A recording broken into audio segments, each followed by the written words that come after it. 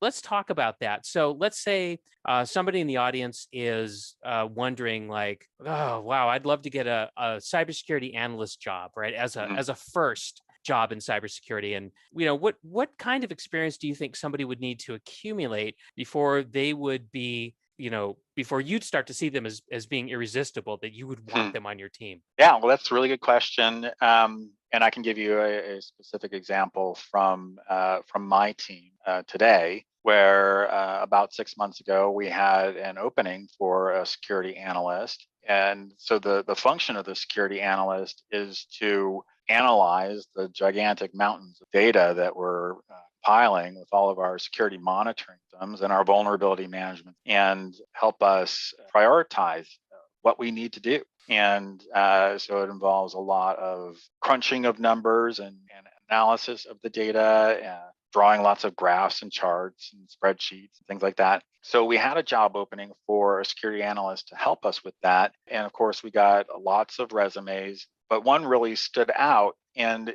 it was interesting because this particular person did not have a direct security function at the time when they applied, but Mm, they had an IT background, really strong IT background, and he was working in a role that was more like IT support. hmm. And so he was doing a lot of work around monitoring of systems. So he worked with a SIM, he worked with the vulnerability management system. And so he was doing a lot of the work that we were looking to have done, but he didn't have security in his title. But the way he wrote his resume, I was like, this guy might be a fit because he included a lot of the key elements that we were looking for, like the experience with the system. And so we interviewed him. He did really well on the interview, and he ended up hiring him. Mm, So we took a person who didn't have a security background and